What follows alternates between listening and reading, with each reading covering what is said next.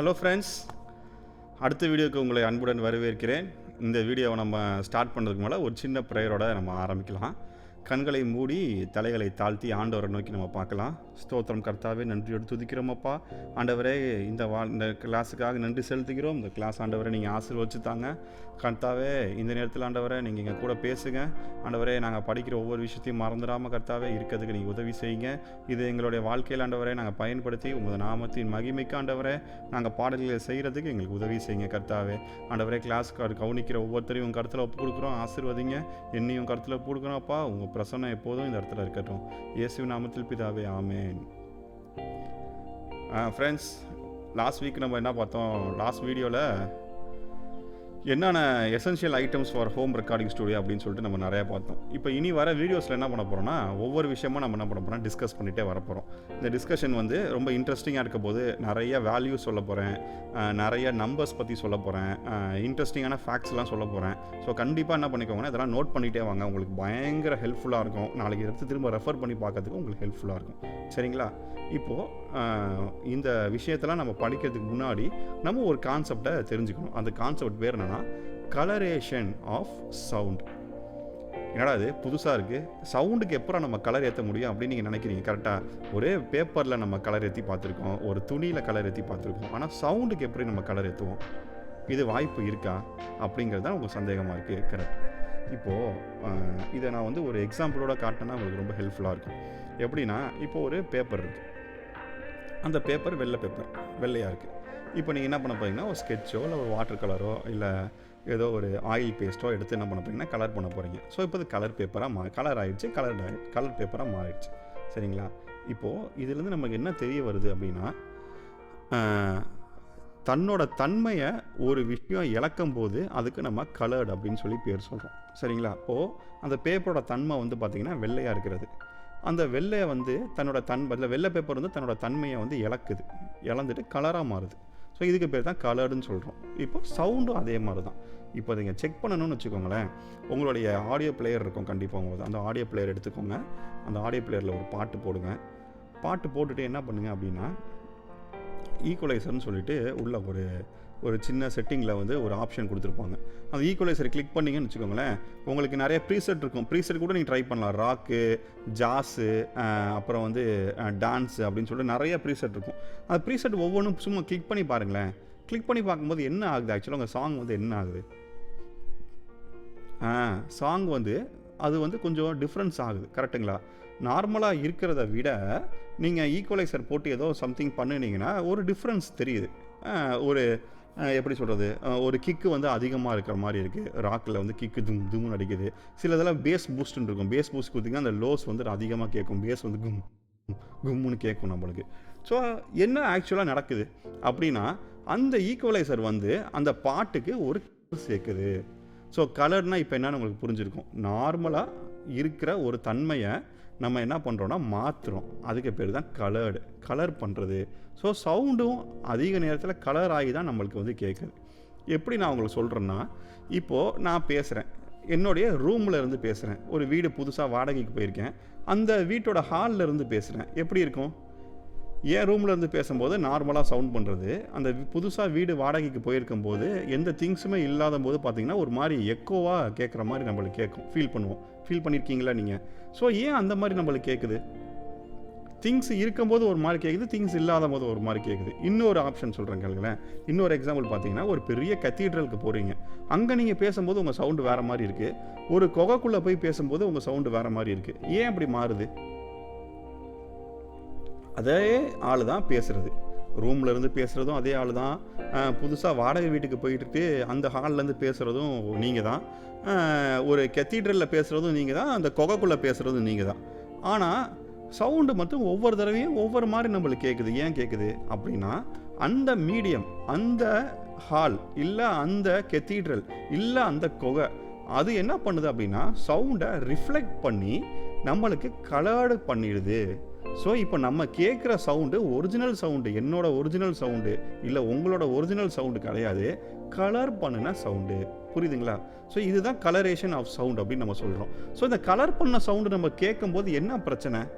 நமக்கு original sound கேட்குறது இல்லை, கலர் பண்ண சவுண்டு, அதாவது ரிஃப்ளெக்டட் சவுண்டு தான் நம்மளுக்கு கேட்குது.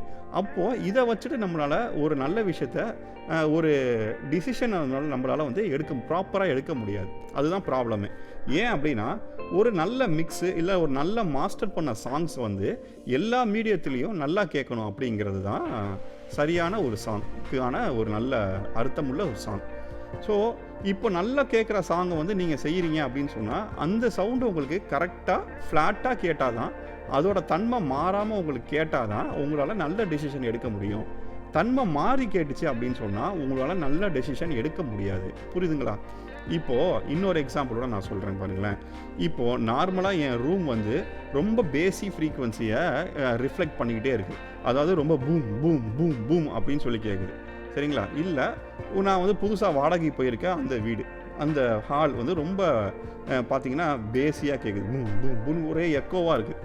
இப்போது நான் அந்த மீடியத்தில் உட்காந்துக்கிட்டு ஒரு பாட்டு செய்கிறேன் அப்படின்னு சொன்னால் எனக்கு என்ன சவுண்டு திரும்ப ரிஃப்ளெக்ட் ஆகி கேட்கும் அப்படிங்கிறது பார்த்தீங்கன்னா, ரிஃப்ளெக்ட் ஆகி வந்த சவுண்டு தான் எனக்கு ரிஃப்ளெக்ட் ஆகி கேட்கும். ஸோ இப்போ நான் வந்து ஒரு டெசிஷன் என்னால் எடுக்க முடியாது. ஆமாம், இந்த பாட்டில் வந்து லோஸ் ரொம்ப கம்மியாக இருக்குது, நான் கொஞ்சம் பூஸ்ட் பண்ணணும். இல்லை இந்த பாட்டில் வந்து கொஞ்சம் ஹைஸ் வந்து ரொம்ப அதிகமாக இருக்குது, நான் கம்மி பண்ணணும் அப்படிங்கிற டெசிஷன் வந்து நான் எடுத்தேன்னா அது தப்பான டெசிஷனாக இருக்கும். ஏன்னா எனக்கு கேட்குற சவுண்டு வந்து ஒரிஜினல் சவுண்டு கிடையாது, கலர் பண்ண சவுண்டு. இப்போ புரியுதுங்களா உங்களுக்கு? ஸோ கலரிங் ஆஃப் சவுண்டு வந்து எவ்வளோ முக்கியம் பார்த்துக்கோங்க. இதை வந்து நீங்கள் அவாய்ட் பண்ணி ஆகணும். இந்த கலரிங் ஆஃப் சவுண்டு எதெல்லாம் செய்யும்? இப்போ நம்ம போன கிளாஸில் பார்த்தோம் பார்த்தீங்களா, நிறைய இன்ஸ்ட்ருமெண்ட்ஸாக ஓனாக பார்த்தோம், என்ன ரெக்குயர்மெண்ட்ஸ் பார்த்தோம் பார்த்தீங்களா. அதில் பல விஷயம் வந்து உங்களுக்கு கலரிங் ஆஃப் சவுண்டு பண்ணக்கூடிய விஷயம். நம்பர் 1, இந்த ரூம். நீங்கள் இருக்கக்கூடிய அந்த ரூம் வந்து உங்களுடைய சவுண்டை கலர் பண்ணும். நம்பர் 2, உங்களுடைய மைக்ரோஃபோன் கலர் பண்ணும். நம்பர் 3, உங்களுடைய ஹெட் கலர் பண்ணும். நம்பர் 4, உங்களுடைய ஸ்டூடியோ மானிட்டர்ஸ் கலர் பண்ணும். ஸோ இவ்வளோ விஷயமும் கலர் பண்ணும் போதும் நீங்கள் நல்ல சாங்கை ப்ரொடியூஸ் பண்ணணும். அதுதான் எப்படி? இதுதான் நம்மளுக்கு மிக்சிங் அண்ட் மாஸ்டரிங்காக இருக்கட்டும், ஒரு மியூசிக் ப்ரொடக்ஷனில் இருக்க ஒரு டஃப்ட் சேலஞ்சே இதுதான். இந்த சேலஞ்சை நம்ம எப்படி மேற்கொள்கிறது அப்படிங்கிறத ஒவ்வொன்றா நம்ம பார்த்துக்கிட்டே வரலாம். ஸோ இன்றைக்கி கிளாஸ் வந்து ஒரே ஒரு விஷயத்தை பற்றி தான். என்னன்னா, த ரூம்.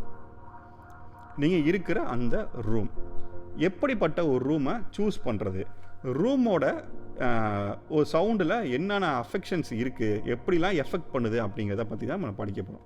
சரிங்களா? ஸோ இந்த ரூம்குள்ளே வாங்க, என்னென்னங்கிறத நம்ம கற்றுக்குவோம். நம்பர் 1, ரூமோட டைமென்ஷன் ரொம்ப முக்கியம். நீங்கள் ஒரு ரூம் வந்து தேர்ந்தெடுக்கிறீங்க. ஓகே, இந்த ரூம் வந்து எனக்கு நல்லா இருக்கும், மியூசிக் ப்ரொடக்ஷன் பண்ணுறதுக்கு எனக்கு நல்லா இருக்கும் அப்படின்னு நினைக்கிறீங்கன்னு வச்சுக்கோங்களேன். இப்போ இந்த ரூம் வந்து மியூசிக் ப்ரொடக்ஷனுக்கு நல்லா இருக்கும் நீங்கள் நினைக்கிறீங்க. ஆனால் உண்மையிலுமே இந்த ரூம் மியூசிக் ப்ரொடக்ஷனுக்கு ஏற்ற ரூமாங்கிறத நம்ம என்ன பண்ணணும்னா யோசிக்கணும். அப்போது அந்த ரூமோட டைமென்ஷன்ஸ் ரொம்ப முக்கியம். ஸோ ரூமோட டைமென்ஷன் எப்படி இருக்கணும் அப்படிங்கிறது தான் இந்த செக்ஷனில் நம்ம பார்க்க போகிறோம். ஸோ ரூமோட டைமென்ஷன் எப்படி இருக்கணும்னா, இந்த ரூமு கண்டிப்பாக ஒரு ரெக்டாங்கிள் ஷேப் ரூமாக இருந்தால் நல்லது. ஸ்கொயர் ரூமை தயவு செய்து நம்ம அவாய்ட் பண்ணியே ஆகணும். ஏங்கிறத நான் பின்னால் சொல்கிறேன். இப்போது நம்ம எடுத்துக்கிற ரூம், உங்கள் வீட்டில் ஒரு மேபி ஒரு 2 or 3 ரூம்ஸ் இருக்கலாம். அந்த ரூமில் நீங்கள் எந்த ரூமை சூஸ் பண்ணுறது அப்படின்னு சொல்லிட்டு உங்களுக்கு ஒரு ஆப்ஷன் வரும்போது நீங்கள் பார்க்க வேண்டியது முக்கியமாக அந்த ரூமு ஸ்கொயர் ஷேப்பில் இருக்கா. ஸ்கொயர் ஷேப்பில் இருந்தால் அவாய்ட் பண்ணுங்கள்.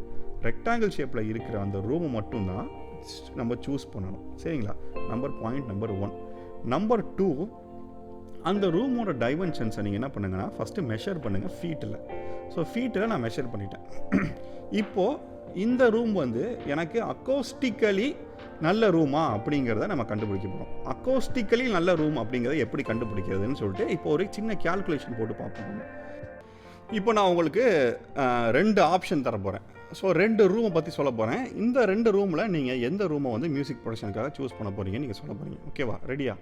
ஸோ ரூம் நம்பர் 1, இதோட டைமென்ஷன்ஸ் பார்த்தீங்கன்னா, length cross breadth cross height equal to 6x8x8. அதாவது லென்த்து 6, பிரெத்து 8, ஹைட்டு 8. அடுத்த ரூம் பற்றி சொல்ல போகிறேன். Room number 2. ஆப்ஷன் நம்பர் 2 வந்து ரூம் நம்பர் 2. இதோட length cross breadth cross height வந்து கிராஸ் 7x9, 5, 7, 9.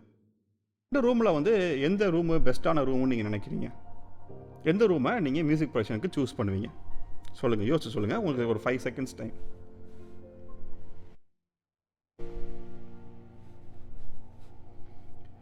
பெரும்பாலான ஆட்கள் வந்து சூஸ் பண்ணுறது 6x8x8 அப்படிங்கிற ரூம் நம்பர் 1 தான். ஏன் அப்படின்னா இந்த ரூம் வந்து பெரிய room compare to room number 2. சரிதானே? 6x8x8ங்கிறது பெரிய ரூம். ஆனால் இது உண்மையிலுமே அக்கௌஸ்டிக்கலி நல்ல ரூமா அப்படின்னு பார்த்தீங்கன்னா கிடையாது. ரூம் நம்பர் 2 இருக்குது பார்த்தீங்களா, 5x7x9, அதுதான் உண்மையிலுமே அக்கௌஸ்டிக்கலி நல்ல ரூம். ஏன் அப்படிங்கிறத சில ஐடியாஸோட நான் சொல்கிறேன். என்னன்னா, ஒரு ரூமோட செலெக்ஷன் வந்து எதை பொறுத்துனா டைமென்ஷனை பொறுத்து கண்டிப்பாக இருக்குது. அந்த டைமென்ஷன்ஸ் வந்து எப்படி இருக்கணும்னா, எந்த டைமென்ஷனுமே ஒரே நம்பரால் டிவிசிபிளாக இருக்கிற மாதிரி இருக்கக்கூடாது. அதே மாதிரி ஒரே டைமென்ஷன் பார்த்தீங்கன்னா இன்னொரு டைமென்ஷனோட டிவிசிபிள் ஆகிற மாதிரியும் இருக்கக்கூடாது. இப்போது ஃபர்ஸ்ட் ஆப்ஷன் எடுத்துக்கோங்க. 6x8x8, 6, 8, 8 இந்த 3 நம்பரும் 2ஆல் டிவைட் ஆகும். கரெக்டாக? அதே மாதிரி அந்த 8, 8ங்கிறது 4ஆலையும் டிவைட் ஆகும், 8ஆலையும் டிவைட் ஆகும். ஸோ இந்த மாதிரி டிவிசிபிளாக இருக்கிற நம்பரை நீங்கள் அவாய்ட் பண்ணிக்கணும். அதே மாதிரி 5x7x9 பாருங்கள், அது ஐதர் அதே நம்பரால் டிவைட் ஆகும் இல்லைனா 1ஆல் டிவைட் ஆகும். அதாவது அது prime numbers. So prime number இருக்கிற மாதிரி ரூமாக இருந்துச்சு அப்படின்னு சொன்னால் உங்களுக்கு நல்ல அக்கோஸ்டிக்கலி நல்ல ஒரு ரூம் அப்படின்னு சொல்லிட்டு நம்ம சொல்லுவோம். இது நான் எப்படி ப்ரூவ் பண்ண போகிறேன் அப்படின்னா, இப்போது சவுண்டு ட்ராவல் ஆகுது. கரெக்டாக? ஸோ சவுண்டு ட்ராவல் ஆகும்போது இது நம்ம என்ன சொல்கிறோம் அப்படின்னா, சவுண்டு மூவ் ஆகிறத வெலாசிட்டி ஆஃப் சவுண்ட் அப்படின்னு நம்ம சொல்கிறோம். இந்த சவுண்டுக்கு வந்து வெலாசிட்டின்னு ஒன்று இருக்குது. வெலாசிட்டி அப்படிங்கிறது என்னன்னா, சவுண்டு வந்து என்ன ஸ்பீடில் மூவ் ஆகுதோ அதுதான் நம்ம வெலாசிட்டின்னு சொல்கிறோம். இந்த வெலாசிட்டி எவ்வளோனா 1130 ஃபீட் பர் செகண்ட்.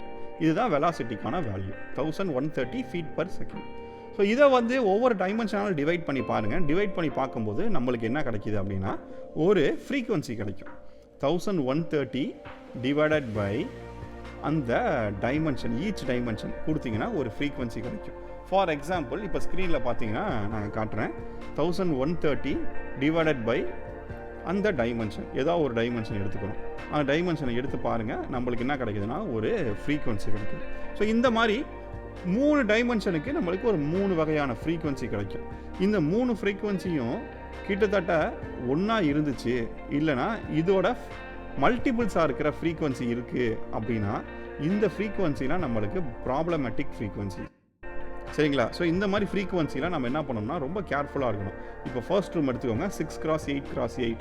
இதில் பார்த்தீங்கன்னா எல்லாமே பாருங்கள், 6x8x8ல் 8க்கு வர்றது ஒரு ஃப்ரீக்வன்சி, அதே ஃப்ரீக்வன்சி தான் அடுத்த 8க்கும் வரப்போகுது. ஸோ கிட்டத்தட்ட இது வந்து ஒரு ஸ்கொயர் டைப் ஆஃப் ரூம் மாதிரி தான் வச்சுக்கோங்களேன். ஆனால் ஸ்கொயர் வந்து கீழே இல்லை, செவுத்தில் ஸ்கொயர் இருக்கும். ஸோ அதுதான் இதோட டைமென்ஷன் வந்து ப்ராப்ளமேட்டிக் டைமென்ஷன் நம்ம சொல்கிறோம். ஸோ இந்த 8x8ல் வந்து பார்த்தீங்கன்னா 8ங்கிற டைமென்ஷனுக்கு வர அதே ஃப்ரீக்வன்சி தான் 8க்கு இன்னொரு 8க்கு வர ஹைட்டுக்கு வர அந்த டைமென்ஷன்லையும் நம்மளுக்கு கிடைக்கும்.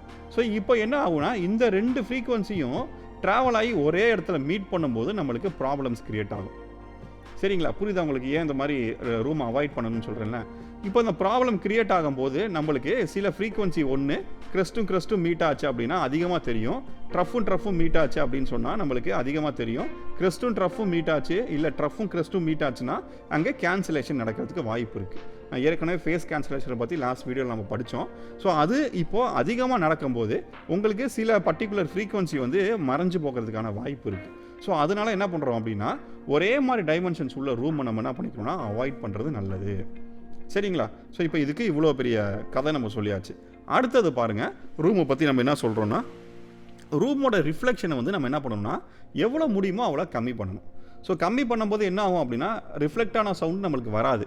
ஸோ ரிஃப்ளெக்டான சவுண்ட் நம்மளுக்கு வராத பட்சத்தில் நம்மளுக்கு என்ன சவுண்டு கிடைக்கும் அப்படின்னா, ஒரிஜினலாக என்ன சவுண்ட் இருக்கோ அந்த சவுண்ட் நம்மளுக்கு கிடைக்கிறதுக்கு அதிக வாய்ப்பு இருக்குது. ஸோ நம்ம என்ன பண்ணணும்னா, இருக்கிற சவுண்டை நம்ம ரிஃப்ளெக்ட் ஆகி வராத மாதிரி தடுக்கணும். ஸோ இது தடுக்கிறதுக்கு நம்ம என்ன பண்ணுறோன்னா 2 வழி பண்ணலாம். இந்த ரூமை நீங்கள் என்ன பண்ணணும்னா அக்கௌஸ்டிக்கலி ட்ரீட் பண்ண வேண்டியது இருக்குது. சரிங்களா? இதுக்கு பேர் சவுண்டு அப்சார்ப்ஷன் இல்லைனா சவுண்டு டிஃப்யூஷன். சரிங்களா? சவுண்டு ப்ரூஃபிங்கிறது வேறு. எல்லாத்தையும் போட்டு ஒன்றா டம்ப் பண்ணிவிட்டு குழப்பிக்கக்கூடாது. Sound absorption and sound diffusion is different from sound proofing. Sound ப்ரூஃபிங்கிறது என்னன்னா, சவுண்டு இந்த ரூமை விட்டு வெளியே இருக்க சவுண்டு உள்ளவோ வரக்கூடாதுங்க தான் சவுண்டு ப்ரூஃப். ஆனால் இது சவுண்டு ப்ரூஃப் கிடையாது, sound absorption and sound diffusion. சரிங்களா? ஸோ இந்த ரூமை விட்டு சவுண்டு வெளியே போகணும், இல்லை அங்கே இருக்கிறது இங்கே உள்ளே வரணும் அப்படிங்கிற கட்டாயம் வந்து எதுவுமே இல்லை. இதை வந்து நம்ம தடுத்து நிறுத்தணும், சவுண்டு ப்ரூஃப் பண்ணி ஆகணும். சவுண்டு ப்ரூஃப் வந்து ஒரு ரொம்ப காஸ்ட்லியான வே, நம்மளுடைய ரூம்ஸ்க்கு வந்து அது தேவையும் இல்லாதது. மியூசிக் ஸ்டுடியோக்கு வந்து சவுண்டு ப்ரூஃப் பண்ணுங்கிற கட்டாயம் இல்லை, ராதர் சவுண்டை அப்சார்ப் பண்ணுறது நல்லது. சரிங்களா? ஸோ சவுண்டு அப்சார்ப்ஷன் நம்ம எப்படி பண்ணலாம், சவுண்டு டிஃப்யூஷன் அப்படிங்கிறத நம்ம எப்படி பண்ணலாம். முதல் இது என்ன, சவுண்டு அப்சார்ப்ஷன் பேர்லேயே இருக்குது. என்ன, அது மேலே வந்து படுற அந்த வேவை இது அப்சார்ப் பண்ணிக்கும், ரிஃப்ளெக்ட் பண்ண விடாது. ரிஃப்ளெக்ஷனுங்கிறது இப்படி மேலே பட்டு ரிஃப்ளெக்ட் ஆகும். ஆனால் சவுண்டு அப்சார்ப்ஷனுங்கிறது மேலே பட்டு அப்படியே அந்த இடத்துல அப்சார்ப் ஆகிக்கும், திரும்ப ரிஃப்ளெக்ட் ஆகும். சவுண்டு டிஃப்யூஷன்னா என்ன, இந்த இடத்துல வந்து படுற சவுண்டை இது நிறையா இடத்துக்கு பிரித்து விடுறது, இதுக்கு பேர் தான் டிஃப்யூஷன். சவுண்டு ஒரு மீடியத்து மேலே பட்டோன்னா இது டிஃப்யூஸ் ஆகும். சரிங்களா? ஸோ நல்ல எக்ஸாம்பிள் என்ன அப்படின்னு பார்த்தீங்கன்னா, சவுண்டு அப்சார்ப்ஷனுக்கு பேனல்ஸ் வந்து சேல் பண்ணுறாங்க. நீங்கள் பேனல்ஸ் வந்து யூஸ் பண்ணிக்கலாம். நிறைய ஸ்டூடியோஸில் பார்த்தீங்கன்னா ஃபோம்ஸ் யூஸ் பண்ணுவாங்க, நீங்கள் பார்த்துருப்பீங்க. ஃபோம்ஸ் இருக்கும். நானே வந்து நிறைய ஃபோம்ஸ் யூஸ் பண்ணியிருக்கேன், எக்ரேட் யூஸ் பண்ணியிருக்கேன். எக்ரேட்டு ஃபோம்ஸ் ரெண்டுமே வந்து வேஸ்ட்டு கிடையாது. பட் ஆனால் என்ன பிரச்சனை, அது சில ஃப்ரீக்வன்சி மட்டும் தான் அப்சார்ப் பண்ணும், எல்லா ஃப்ரீக்வன்சியும் அப்சார்ப் பண்ணாது. அதுதான் அதில் இருக்க பிரச்சனையே. ஸோ அதனால் பெட்டர் நீங்கள் என்ன பண்ணலாம் அப்படின்னா, ஸோ ஃபோம் வாங்குறதுக்கு பதிலாகவும் இது எக்ரேட் வாங்குறதுக்கு பதிலாகவும் நீங்கள் சவுண்ட் அப்சார்ப்ஷன் பேனல் யூஸ் பண்ணலாம்.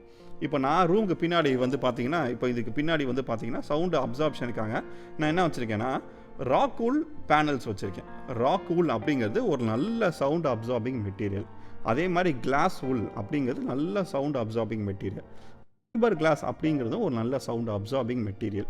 ஸோ இந்த மாதிரி மெட்டீரியல்ஸை வச்சு ஐதர் நீங்களே என்ன பண்ணிக்கலாம்னா பேனல் செஞ்சுக்கலாம், இல்லை ரெடிமேட் பேனல்ஸும் விற்கிறாங்க. நீங்கள் பேனல்ஸ் வாங்கிக்கிட்டு நீங்கள் என்ன பண்ணிக்கலாம்னா உங்கள் ரூமை வந்து ட்ரீட் பண்ணிக்கலாம். சரிங்களா? நம்பர் 2 வந்து பார்த்தீங்கன்னா sound diffusion. So sound diffusion அப்படிங்கிறது என்ன வச்சுக்கலாம் அப்படின்னு சொன்னால், ஸ்கைலைன் டிஃப்யூசர் அப்படின்னு ரொம்ப ஃபேமஸான ஒரு டிஃப்யூசர் இருக்குது. அந்த டிஃப்யூசர் என்ன பண்ணும் அப்படின்னா, அது சின்ன சின்ன மரப்பலகை இருக்குது பார்த்தீங்களா, கட்டைகள். அந்த கட்டையில் தான் அது வந்து செஞ்சுருப்பாங்க. முக்கால்வாசி இந்த சவுண்ட் டிஃப்யூஷன் எதுக்கு நம்ம யூஸ் பண்ணோம்னா, பர்டிகுலராக ஒரே ஒரு ஃப்ரீக்வன்சி வந்து உங்கள் ரூமில் ப்ராப்ளமேட்டிக்காக இருக்குன்னா அந்த பர்டிகுலர் ஃப்ரீக்வன்சியை டேம் பண்ணுறதுக்கு நம்ம என்ன பண்ணிக்கலாம்னா டிஃப்யூஷனுக்கு போய்க்கலாம். சரிங்களா? இப்போது அப்சார்ப்ஷனாக டிஃப்யூஷனானா ஒரு ரூமில் அப்சார்ப்ஷனும் நடக்கணும், டிஃப்யூஷனும் நடக்கணும். ரெண்டுமே நடந்தால் தான் நல்லாயிருக்கும். அது இல்லாமல் அடுத்த ஒரு பிரச்சனை என்னென்னா, இந்த அப்சார்ப்ஷனோ டிஃப்யூஷனோ லோ ஃப்ரீக்வன்சிக்கு இது வந்து ரொம்ப நடக்காது, ஹை ஃப்ரீக்வன்சிக்கு அதிகமாக நடக்கும், இல்லை மிட் ஃப்ரீக்வன்சிக்கு நடக்கும். இப்போ நீங்கள் லோ ஃப்ரீக்வன்சி வரணும் அப்படின்னு சொன்னால் நீங்கள் என்ன பண்ணணும் அப்படின்னா, பேஸ் ட்ராப் இன்ஸ்டால் பண்ணணும் உங்களுடைய ரூம்ஸில். ஸோ பேஸ் ட்ராப்னால் என்ன, பேஸ் ட்ராப் அப்படிங்கிறது உங்கள் ரூமில் எங்கெங்கெல்லாம் 90 டிகிரி ஆங்கிள்ஸ் ஆஃப் வால்ஸ் வருதோ அந்த இடத்துல இன்ஸ்டால் பண்ணுற ஒரு அப்சார்ப்ஷன் மெட்டீரியல். யூஸ்வலாக நீங்கள் நார்மல் வாலுக்கு இன்ஸ்டால் பண்ணுற மெட்டீரியலுக்கும் இந்த பேஸ் கார்னர்ஸில் போடுற இந்த பேஸோட மெட்டீரியலுக்கும் என்ன டிஃப்ரென்ஸ் அப்படின்னா, மெட்டீரியல் எல்லாம் ஒன்று தான், டென்சிட்டி வந்து பார்த்திங்கன்னா வேரி ஆகும். நீங்கள் சவுண்டை வந்து அனலைஸ் பண்ணி பாருங்கள். ஏற்கனவே சொன்ன மாதிரி பேசிக் ஃப்ரீக்வன்சிக்கு வேவ் லென்த் வந்து பார்த்திங்கன்னா பெருசாக இருக்கும். So they need more denser material to be absorbed. அதனால் அப்சார்ப்ஷன் வைக்கும்போது நீங்கள் டென்ஸான மெட்டீரியலை வச்சு அந்த கார்னர்ஸ் எல்லாம் நீங்கள் ஃபில் பண்ணணும். ஃபில் பண்ணிங்கன்னா தான் என்ன ஆகும் அப்படின்னா, லோ ஃப்ரீக்வன்சி எல்லாமே வந்து அந்த அப்சார்ப்ஷன் வந்து பேனல் வந்து உறிஞ்சிக்கும். சரிங்களா? ஒரு ரூமுக்கு ரொம்ப தலைவலி கொடுக்குற ஃப்ரீக்வன்சிஸ் பார்த்தீங்கன்னா பேஸ் ஃப்ரீக்வன்சி தான். பேஸ் ஃப்ரீக்வன்சி தான் ஒரு ரூமுக்கு கண்டிப்பாக டேம் பண்ணி ஆகணும் அப்படின்னு ஒரு கட்டாயத்தில் வரும். ஸோ கண்டிப்பாக நீங்கள் என்ன பண்ணணும்னா, கார்னர்ஸ் எல்லாத்துலேயுமே பேஸ் ட்ராப் இன்ஸ்டால் பண்ணி ஆகணும். சரிங்களா? ஸோ இதெல்லாம் அப்சார்ப்ஷன் அண்ட் டிஃப்யூஷனுக்கான வழி. நம்ம ட்ரீட் பண்ண முடியாத ஒரு சூழ்நிலையில் இருக்கேன், அதாவது நீங்கள் வந்து ஒரு ரெண்டட் வீட்டில் இருக்கலாம், இல்லை நான் வந்து ஒரு பெட்ரூமில் தான் இருக்கேன், என்னால் வந்து ரூமை ட்ரீட் பண்ணலாம் முடியாது, ராக்வுல் இன்சுலேஷன் அந்த மாதிரி இன்சுலேஷன் இப்போதைக்கு என்னால் பண்ண முடியாது நீங்கள் நினச்சிங்கன்னா, டெம்பரரி மெஷர்ஸ் நிறையா இருக்குது, நான் சொல்கிறேன், நீங்கள் நோட் பண்ணிக்கோங்க. இது கண்டிப்பாக உங்களுக்கு ஹெல்ப்ஃபுல்லாக இருக்கும். நம்பர் 1 டெம்பரரி மெஷர் என்ன அப்படின்னு பார்த்தீங்கன்னா, நல்லா திக்கான பிளாங்கெட்ஸை வந்து ரூம் ஃபுல்லாக எல்லா இடத்துலையும் தொங்க விடுறது. ஸோ திக்கான பிளாங்கெட்டுக்கு இருக்க ஒரு பெரிய அட்வான்டேஜ் என்னென்னா, அது ஃப்ரீக்வன்சி எல்லாத்தையுமே சவுண்டோட அப்சார்ப் பண்ணிக்கும், அதை வந்து ரிஃப்ளெக்ட் பண்ணாது, எல்லாத்தையும் அப்சார்ப் பண்ணி வச்சுக்கும். நல்ல ஒரு ஐடியா. ரெண்டாவது ஐடியா என்ன அப்படின்னு பார்த்தீங்கன்னா, மேட்ரஸ். நீங்கள் படுக்கிறீங்க பார்த்தீங்களா பெட்டு, அந்த பெட் இருக்குது பார்த்தீங்களா, அது வந்து நல்ல சவுண்டை வந்து அப்சார்ப் பண்ணுற ஒரு மெட்டீரியல். ஏன்னா உள்ளே வந்து பார்த்தீங்கன்னா பஞ்சு தான் இருக்குது, ஃபோம் தான் இருக்குது. ஸோ அந்த சவுண்டை வந்து அது என்ன பண்ணுன்னா அப்சார்ப் பண்ணும். ஸோ 3வது என்ன அப்படின்னு பார்த்தீங்கன்னா, உங்களுக்கு ஐசோலேஷன் ஷீல்டு சீப்பாக கிடைக்கும். ஐசோலேஷன் ஷீல்டு வச்சு நீங்கள் என்ன பண்ணிக்கலாம்னா, உங்களுடைய வோக்கலோட ரிஃப்ளெக்ஷனில் வச்சு நீங்கள் வந்து பேட் பண்ணிக்கலாம். சரிங்களா? ஒரு 3 ஆப்ஷன் சொல்லிட்டுருங்க. நம்பர் 1 வந்து என்னென்னா, திரைகள், அதாவது கர்டன்ஸ் மாதிரி போட்டாலும் ஓகே, இல்லை அந்த கர்டன்ஸே அல்ல மொத்தமான பிளாங்கெட் மாதிரி போட்டிங்கன்னா ரொம்ப நல்லாயிருக்கும். நம்பர் 2 பார்த்தீங்கன்னா மேட்ரஸு. நம்பர் 3 வந்து ஐசோலேஷன் ஷீல்டு. இப்போது நான் பாட்டு பாடுறேன், இப்படி பாட்டு பாடுறேன் சரிங்களா, இல்லை பேசுகிறேன் நான். இப்போ என்ன ஆகும்னா, சவுண்டு அப்படி போய் ரிஃப்ளெக்ட் ஆகிட்டு திரும்ப வரும், இந்த மைக்லேயே அது கேப்சர் ஆகும். இப்போ இதுக்கு பின்னாடி நான் என்ன பண்ணிக்கலாம்னா, ஒரு மொத்தமான கர்டைன் தொங்க விட்டுக்கிட்டாலோ, இல்லை இதுக்கு பின்னால் நான் மேட்ரஸை வந்து நிற்க வச்சுட்டாலோ, இல்லை நான் வந்து ஒரு ஐசோலேஷன் ஷீல்டை வச்சுக்கிட்டாலோ, ரிஃப்ளெக்ஷன்ஸ் வந்து இது திரும்ப ரீச் ஆகுறது ரொம்ப கம்மியாக இருக்கும். ஸோ கம்மியாக இருக்கும்போது நார்மலான ரூமில் வந்து நீங்கள் செய்கிற ஒரு பாட்டோட குவாலிட்டியை விட இந்த மாதிரி நான் வந்து ரிஃப்ளெக்டட் சவுண்டை கட்டுப்படுத்தி வர குவாலிட்டி வந்து கொஞ்சம் அதிகமாக இருக்கும். ஸோ அப்படி என்ன பண்ணலான்னா, நீங்கள் என்ன பண்ணிக்கலாம், உங்களுடைய சவுண்டை வந்து ரிஃப்ளெக்ட் பண்ணுறதை நீங்கள் கம்மி பண்ணிக்கலாம். இதெல்லாம் சீப்பர் வே. ஏன்னா அதை விட்டுட்டு ஃபோம்ஸ் வந்து போடலாம், தப்பு கிடையாது. ஃபோம்ஸ் வந்து கொஞ்சம் சீப்பாக கிடைக்கிது அப்படின்னா நீங்கள் ஃபோம் வந்து இன்ஸ்டால் பண்ணலாம். நிறைய ஃபோம் பார்த்திங்கன்னா அந்த பிரமிடு மாதிரி ஷேப்பில் இருக்கிற ஃபோம்ஸ் எல்லாம் சேல் பண்ணுறாங்க. இன்ஸ்டால் பண்ணலாம். பட் ஆனால் என்னென்னா, அது வந்து லோ ஃப்ரீக்குவன்சியை அப்சார்ப் பண்ணாது. ஸோ லோ ஃப்ரீக்குவன்சியை நீங்கள் வந்து கொஞ்சம் தடுக்கணும் அப்படின்னா, சென்டர் ஆஃப் த ரூமில் இருந்துக்கிட்டு நீங்கள் உங்களுடைய பாடல்களை ப்ளே பண்ணுறதோ இல்லை பாடுறதோ வந்து நல்லாயிருக்கும். மைக்கிங் பண்ணுறதோ வந்து நீங்கள் சென்டர் ஆஃப் த ரூமில் எடுத்திங்கன்னா, ஏன்னா கார்னர்ஸை விட இது வந்து அவையில் இருக்கும், நம்ம சென்டர் ஆஃப் த ரூமில் இருக்கும். ஸோ இது வந்து நல்ல ஒரு எஃபிஷியண்டான வேவாக இருக்கும், unless you treat the room. ஆனால் ட்ரீட் பண்ணுற ரூம் வந்து ரொம்ப நல்ல ரிசல்ட்டை கொடுக்கும். இப்போ நான் இருக்கிற ரூம் வந்து ட்ரீட் பண்ண ரூம். இதுக்கு முன்னால் நான் வந்து இருந்த ரூம் வந்து பார்த்திங்கன்னா அன்ட்ரீட்டட் ரூமில் தான் நான் வந்து பண்ணேன். ஸோ இப்போ ட்ரீட்டட் ரூமுக்கு வந்ததுக்கப்புறம் என்னுடைய சாங்கோட குவாலிட்டி வந்து ரொம்ப நிறையா டைம்ஸ் வந்து இம்ப்ரூவ் ஆகிருக்கு. ஸோ அதனால் ட்ரீட் பண்ணலாம், நல்லாயிருக்கும். ஒரு ரூமை நீங்களே பில்டு பண்ணுறீங்கன்னு வச்சுக்கோங்களேன், நான் சொல்கிற அந்த டைமென்ஷன்ஸை வந்து நீங்கள் ஃபாலோ பண்ணிக்கிட்டிங்கன்னா நல்லாயிருக்கும். நீங்கள் வந்து டைமென்ஷன் வந்து இந்த வீடியோவோட ஸ்டார்டிங்கில் சொன்னோம் பார்த்தீங்களா, அந்த டைமென்ஷனில் வந்து இல்லாத மாதிரி பார்த்துக்கிட்டு, ஏற்கனவே சொன்ன மாதிரி டைமென்ஷன்ஸில் ப்ரைம் நம்பர் டைமென்ஷன்ஸில் இருக்கிற மாதிரி பார்த்துக்கிட்டிங்கன்னா ஒரு ரூமை பில்ட் பண்ணும்போது ரொம்ப நல்ல எஃபெக்ட் கொடுக்கும். கண்டிப்பாக அந்த ரூமுக்கு விண்டோ வைக்காமல் அதே மாதிரி இன்னொரு ப்ராப்ளமாக என்னன்னா, என்ட்ரன்ஸ் வந்து பார்த்தீங்கன்னு வச்சுக்கோங்களேன், கார்னரில் போய் சில ரூமில் வச்சுட்டோம். நானும் அதே தப்பு பண்ணிட்டேன். என்ட்ரன்ஸை வந்து கார்னரில் போய் வச்சுட்டேன். ஸோ கார்னரில் வந்து வைக்க வேண்டிய பேஸ் ட்ராப் வந்து என்னால் வைக்க முடியாமல் போயிடுச்சு. ஸோ அதனால் என்ன பண்ணுங்கன்னா, கார்னரை ஒட்டி நீங்கள் வந்து கேட்டு போடாதீங்க, அதாவது டோர் போடாதீங்க. கொஞ்சம் கார்னர்லேருந்து பேஸ் ட்ராப் போடுற அளவுக்கு கொஞ்சம் முன்னாடி போட்டிங்கன்னா உங்களுக்கு எஃபிஷியண்ட்டாக நீங்கள் என்ன பண்ணணும்னா பேஸ் ட்ராப்பிங் பண்ணுறதுக்கு வசதியாக இருக்கும். ஸோ இது எல்லாமே ரூம் பற்றி நான் டீட்டெயில் எல்லாத்தையும் உங்களுக்கு கொடுத்துட்டேன். இன்னும் கடைசியாக ஒரே ஒரு பாயிண்ட். இப்போது என்னோடய ரூமை வந்து நான் அக்கௌஸ்டிக்கலி ட்ரீட் பண்ணிட்டேன். ஓகேங்களா, நல்லா இருக்குது, சவுண்டு சூப்பராக இருக்குது, பிரச்சனையே இல்லை. இப்போது இதை நான் ஃபைன் டியூன் பண்ணுறதுக்கு ஒரு விஷயம் இருக்குது. அந்த ஃபைன் டியூனிங் பேர் என்னென்னா, சாஃப்ட்வேர்ஸ் வச்சு நான் ஃபைன் டியூன் பண்ணிக்கலாம். இதுக்கு மெயினாக யூஸ் பண்ணுற சாஃப்ட்வேர்ஸ் வந்து 2. ஒன்று ஐகே மல்டிமீடியா அப்படிங்கிற கம்பெனி ப்ரொடியூஸ் பண்ணியிருக்க ARC3 அப்படிங்கிற ஒரு சாஃப்ட்வேர். நம்பர் 2 வந்து பார்த்திங்கன்னா சோனார் ஒர்க்ஸ் ரெஃபரன்ஸ் 4 அப்படிங்கிற சாஃப்ட்வேர். இந்த 2 சாஃப்ட்வேரும் என்ன பண்ணும் அப்படின்னா, நீங்கள் உட்காந்துருக்கிற அந்த பொசிஷனை சுற்றியும் மைக்கை வச்சுக்கிட்டு என்ன பண்ணிக்கிறேன்னா நிறைய டேக் வந்து எடுக்கும். உங்கள் ஸ்பீக்கர்லேருந்து பிங்க் நாய்ஸ் அப்படிங்கிற ஒரு நாய்ஸை ஜென்ரேட் பண்ணி நீங்கள் உட்காந்துருக்கிற பொசிஷன், இப்போ நான் இங்கே தான் உட்காந்துருக்கேன் அப்படின்னா, இங்கே தான் நான் வந்து ஒர்க் பண்ண போகிறேன், இதுதான் என்னுடைய ஸ்டூடியோவில் என்னுடைய ப்ரைமரியான பொசிஷன் வச்சுக்கோங்களேன். இது என்ன பண்ணும் அப்படின்னா, என்னை சுற்றி ஒவ்வொரு பாயிண்ட்லேயும் இது என்ன பண்ணும், ஒவ்வொரு இடத்துலையும் பிங்க் நாய்ஸ் ஜென்ரேட் பண்ணி ஒவ்வொரு ரீடிங்ஸ் எடுத்துக்கும். அந்த ரீடிங்ஸ்லாம் என்னத்தை நோட் பண்ணும் அப்படின்னா, எவ்வளோ தூரம் சவுண்டு வந்து ஒரிஜினலாக வருது, எவ்வளோ தூரம் சவுண்டு வந்து ரிஃப்ளெக்ட் ஆகி வருது அப்படிங்கிறத எடுக்கிற ஒரு கேலிப்ரேஷன். இதுக்கு ஸ்பெஷலாக அவங்களே என்ன பண்ணுறாங்கன்னா, ஒரு கேலிப்ரேஷன் மைக்கை வந்து தராங்க நம்மளுக்கு. அந்த சாஃப்ட்வேர் வாங்கினீங்கன்னா அதோட சேர்த்து இந்த கேலிப்ரேஷன் மைக்கு வரும். வேறு மைக்கு வந்து அந்த அளவுக்கு நல்ல இந்த ரோலை வந்து ப்ளே பண்ணாது. கேலிப்ரேஷன் மைக்கு தான் அதில் நல்லா ப்ளே பண்ணும். ஸோ இப்போது நான் இருக்கிற ரூமுக்கு வந்து அது என்ன பண்ணுன்னா ஒவ்வொரு பாயிண்ட்லேயும் என்னென்ன வேல்யூஸ் வருது, இந்த இடத்துல எவ்வளோ நார்மல் சவுண்டு வருது, ஒரிஜினல் சவுண்டு வருது, எவ்வளோ ரிஃப்ளெக்ட் ஆகி வருது, இந்த இடத்துல எவ்வளோ ஒரிஜினல் சவுண்டு வந்து ரிஃப்ளெக்ட் ஆகி வருது, இந்த இடத்துல எப்படி வருது அப்படின்னு ஒவ்வொரு இடமும் அதை கேப்சர் பண்ணி அது என்ன பண்ணுன்னா உங்கள் ரூமுக்கு இந்த ஸ்பீக்கரு இப்படி சவுண்டு பண்ணுது அப்படின்னு சொல்லிட்டு ஒரு ஃப்ரீக்வன்சி கர்வ் வரைஞ்சி காட்டும். ஸோ அந்த ஃப்ரீக்வன்சி கர்வ் வந்து நீங்கள் வேறு ஒருத்தருக்கு கொடுக்க முடியாது. ஏன்னா அவர் இருக்கிற ரூம் வேறு ரூமு, அவர் வச்சுருக்க ஸ்பீக்கர்ஸ் வந்து வேறு ஸ்பீக்கர்ஸு. நல்லா புரிஞ்சுக்கோங்க, இந்த ஃப்ரீக்வன்சி கர்வ் வந்து உங்களுடைய ரூமுக்கு உங்களுடைய ஸ்பீக்கர் எப்படி சவுண்டு பண்ணுது அப்படிங்கிற விஷயத்தை காட்டுற கர்வ். சரியா? இப்போ இந்த கர்வ் வந்து வச்சுக்கிட்டு என்ன பண்ணுவோம் அப்படின்னா, இந்த கர்வை நீங்கள் கொஞ்சம் ஸ்டடி பண்ணி பார்த்தீங்கன்னா உங்களுக்கு என்ன தெரியும் அப்படின்னா, உங்கள் ரூமு என்னென்ன ஃப்ரீக்குவன்சிலாம் அதிகமாக காட்டுது, எந்தெந்த ஃப்ரீக்குவன்சிலாம் கம்மியாக காட்டுது அப்படிங்கிறத நீங்கள் பார்த்துக்கலாம். இன்னொரு வகையில் சொல்லணுன்னா, உங்கள் ரூமு சவுண்டை எப்படி கலர் பண்ணுது அப்படிங்கிறத தெரிஞ்சுக்கிறதுக்கான ஒரு சாஃப்ட்வேர் தான் இந்த சாஃப்ட்வேர். ஸோ ஒரே ஆப்ஷன் என்னன்னா, இந்த கலரேஷனை நான் என்ன பண்ணணும்னா கலரை எடுத்து விடணும், டீகலர் பண்ணணும். சரியா? ஸோ இது எப்படி பண்ணலாம் அப்படின்னா, அதையும் அந்த சாஃப்ட்வேரே செஞ்சு கொடுத்துருது.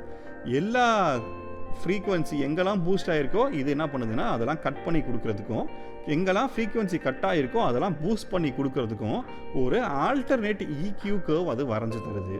இந்த EQ கர்வுக்கு அப்படியே ஆல்டர்னேட்டாக ஒரு இன்வெர்ட் EQ கர்வ் இது வரைஞ்சி தரும்.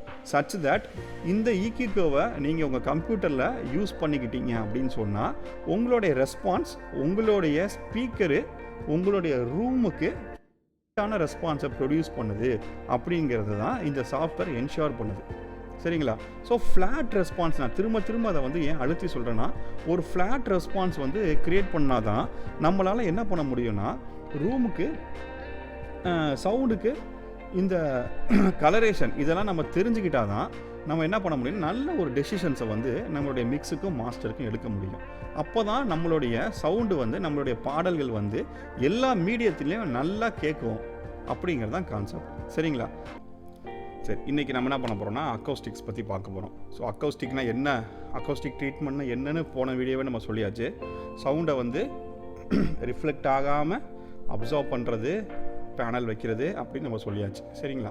ஸோ இந்த வீடியோவில் நம்ம என்ன பண்ண போகிறோம்னா பேனல் வைக்க போகிறோம் சொல்லிட்டோம். எங்கெங்கெல்லாம் பேனல் வைக்கணும் அப்படிங்கிறத பற்றி இப்போ நம்ம பேச போகிறோம். சரிங்களா? ஸோ எங்கெங்கெல்லாம் பேனல் வைக்க போகிறோம் அப்படிங்கிறத எப்படி கண்டுபிடிக்கலாம் அப்படிங்கிறது ஒரு சின்ன படம் மூலியமாக காட்டினா உங்களுக்கு புரியும்னு நினைக்கிறேன். வாங்க நம்ம படத்துக்கு போகலாம். இப்போது ஸ்பீக்கர்ஸ் வந்து இப்படி பொசிஷன் பண்ணியிருக்கோம் நம்ம, சரிதானே? இப்போ இந்த ஸ்பீக்கர் வந்து சவுண்டு பண்ணுது. இந்த சவுண்டு ஸ்ட்ரெயிட்டாக அதுக்கு அட்ஜசண்ட்டாக இருக்க வாலில் போய் ஃபர்ஸ்ட்டு அடிக்குது பார்த்தீங்களா? அந்த பர்டிகுலர் பாயிண்ட்டுக்கு பேர் ரிஃப்ளெக்ஷன் பாயிண்ட். அப்போது ஒரு ரூமுக்கு 2 ஃபர்ஸ்ட் ரிஃப்ளெக்ஷன் பாயிண்ட் இருக்கும். எங்கே? ஒரு வாலில், இந்த வாலில் 2 வால்லையும் ஒரு ஃபர்ஸ்ட் ரிஃப்ளெக்ஷன் பாயிண்ட் இருக்கும். அதே மாதிரி மேலேயும் கீழேயும் ஒரு ஃபர்ஸ்ட் ரிஃப்ளெக்ஷன் பாயிண்ட் இருக்கும். மேலேனா சீலிங்கில், கீழே தரையில். ஸோ இங்கேயும் ஒரு ஃபர்ஸ்ட் ரிஃப்ளெக்ஷன் பாயிண்ட் இருக்கும். ஸோ என்ன மீன் பண்ணுறோம் அப்படின்னா, ஃபர்ஸ்ட் ஒவ்வொரு வால்லையும் இந்த சவுண்டு எங்கே போய் தொடுது அப்படிங்கிறது தான் ஃபர்ஸ்ட் ரிஃப்ளெக்ஷன் பாயிண்ட். இந்த ஃபர்ஸ்ட் ரிஃப்ளெக்ஷன் பாயிண்ட்டை ட்ரீட் பண்ணாலே நம்மளுடைய ரூமில் பாதி பிரச்சனைக்கான வழிகள் போயிடும். சரிங்களா? ஸோ இந்த பாயிண்ட்டை வந்து நம்ம நோட் பண்ணிக்கணும். இந்த பாயிண்ட் எப்படிங்கிறது நம்மளுக்கு எப்படி தெரியும் அப்படிங்கிறது அடுத்த கொஸ்டின். ஸோ இப்போ நம்ம என்ன பண்ண போகிறோம் அப்படின்னா, ஒரு ஃப்ரெண்டை ஹெல்ப் கூப்பிட்டுக்க போகிறோம். அந்த ஃப்ரெண்டு என்ன பண்ண போகிறாருன்னா, கையில் ஒரு மிரர் வச்சுக்க போகிறார். மிரர் வச்சுக்கிட்டு அவர் ஒரு வாலோட எண்டுலேருந்து நடந்துக்கிட்டே வராரு. நம்ம எங்கே உட்காந்துக்கிறோம் அப்படின்னு சொன்னால், நம்மளுடைய லிசனிங், அதாவது இந்த ஸ்டூடியோவில் யூஸ்வலாக நம்ம உட்காந்து ஒர்க் பண்ணுறதுக்குன்னு ஒரு பொசிஷன் செலக்ட் பண்ணியிருப்போம்ல, அந்த பொசிஷனில் போயிட்டு நம்ம என்ன பண்ண போகிறோம்னா உட்காந்துக்கிட்டோம். இப்போ உட்காந்ததுக்கப்புறம் அவர் என்ன பண்ணுறாருன்னா வாலை ஒட்டி மிரரை வச்சுக்கிட்டே வரார். பர்டிகுலர் லொக்கேஷனில் நமக்கு என்ன தெரியும்னா ஸ்பீக்கர் தெரிய ஆரம்பிக்கும். அந்த ஸ்பீக்கர் தெரிகிற பொசிஷன் தான் ஃபர்ஸ்ட் ரிஃப்ளெக்ஷன் பாயிண்ட். இதை 2 செவுத்துலேயும் நம்ம பண்ணினா போதும். மேலேயும் கீழேக்கும் நம்ம என்ன பண்ணிக்கலாம்னா அப்ராக்சிமேட்டாக நம்ம உட்காந்துருக்கிறதுக்கு டாப்பில் வந்து மேலே போட்டுக்கலாம். கீழே ஃபுல்லாக நீங்கள் கார்பெட் போட்டுட்டிங்கனாலே சவுண்டை வந்து ஓரளவுக்கு கண்டெயின் ஆகிடும். ரெண்டாவது, second reflection point. Second reflection point வந்து அந்த ஃபர்ஸ்ட் ரிஃப்ளெக்ஷன் பாயிண்ட்டிலிருந்து கொஞ்சம் தூரத்தில் நம்மளா ஒரு இடத்துல வச்சுக்கலாம். அது இங்கே தான் வைக்கணுங்கிற ஒரு கட்டாயம் கிடையாது. மோஸ்ட்லி அது எங்கே வச்சாலும் அந்த ரிஃப்ளெக்ஷனை வந்து அது கண்டெயின் பண்ண தான் போகுது. ஸோ செகண்ட் ரிஃப்ளெக்ஷன் பாயிண்டில் நம்ம வச்சுக்கலாம். ரெண்டாவது, பின்னாடி இருக்கிற ரியர் வால். அந்த ரியர் வாலில் என்ன பண்ணிக்கலாம்னா, நீங்கள் யூஸ்வலாக டிஃப்யூசர் தான் போடுவாங்க. ரியர் வாலும் சரி, ஃப்ரண்ட் வாலும் சரி, யூஸ்வலாக டிஃப்யூசர் போடுவாங்க. ஆனால் அந்த இடத்துலையும் நீங்கள் என்ன பண்ணலாம்னா அப்சார்ப்ஷன் பேனல் போட்டுக்கலாம். ஃப்ரண்ட்டில் வந்து எங்கே போடணும்னா, ஸ்பீக்கர் இருக்குது பார்த்தீங்களா, அந்த ஸ்பீக்கருக்கு பின்னாடி நீங்கள் என்ன பண்ணிக்கலாம்னா சவுண்ட் அப்சார்ப்ஷன் பேனல் வச்சுக்கலாம். அதே மாதிரி ரியர் வாலில் நீங்கள் ஒரு 2 இல்லை ஒரு 3 சவுண்ட் அப்சார்ப்ஷன் பேனல் வச்சுக்கலாம்.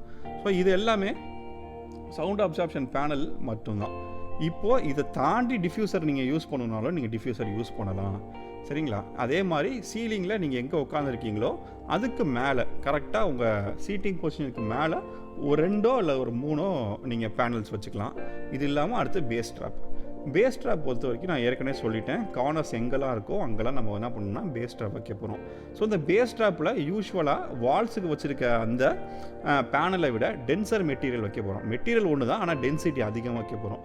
ஸோ அப்படி வைக்கும்போது என்ன ஆகும்னா, பெரிய ஃப்ரீக்வன்சி, அதாவது இந்த லோ ஃப்ரீக்வன்சி இருக்குது பார்த்தீங்களா, இதுக்கெல்லாம் வேவ் லென்த் அதிகம். அதுதான் பெரிய ஃப்ரீக்வன்சி நான் மீன் பண்ணேன். அந்த லோஸில் எல்லாமே என்ன ஆகும்னா இந்த பேனல்ஸில் போயிட்டு ஹிட் பண்ணும்போது இது என்ன பண்ணுன்னா அதை அப்சார்ப் பண்ணிக்கும். ஸோ இப்படி என்ன பண்ணிக்கலாம்னா நம்ம ரூமை வந்து கொஞ்சம் ட்ரீட் பண்ணி நம்ம நல்ல ஒரு ரிசல்ட்டை வந்து நம்ம அச்சீவ் பண்ணுறதுக்கு வசதியாக இருக்கும். சரிங்களா? ஸோ இதுதான் இன்றையோட லெசனில் நம்ம அக்கோஸ்டிக்ஸை பற்றி படித்தது. சரிங்களா? உங்கள் ரூமில் நீங்கள் முடிஞ்ச அளவுக்கு ட்ரை பண்ணி பாருங்கள். இல்லைன்னா நான் போன லெசனில் சொன்ன மாதிரி நீங்கள் கர்டன்ஸ் வச்சோ, இல்லை இது இருக்குது பார்த்தீங்களா, கர்டன்ஸ் இல்லைன்னா பெட்டு மேட்ரஸ் இருக்குல்ல, இதெல்லாம் வச்சு நீங்கள் ஒரு நல்ல ரிசல்ட்டை வந்து நீங்கள் அச்சீவ் பண்ணலாம். ஓகேவா? Thank you so much. ஸோ இதெல்லாம் ரூமை பற்றின டீட்டெயில்ஸு. இன்னும் நம்ம ரூமை பற்றி அட்வான்ஸாக நம்ம தெரிஞ்சுக்க வேண்டிய விஷயங்கள் நிறையா இருக்குது, நம்ம தெரிஞ்சுக்குவோம். இன்றைக்கி இந்த சாப்டர் நம்மளுக்கு இப்போதைக்கு போதும். சரிங்களா? நல்ல மியூசிக் பண்ணுவோம், ஆண்டவருக்காக எழுந்து ஓடுவோம். Thank you friends.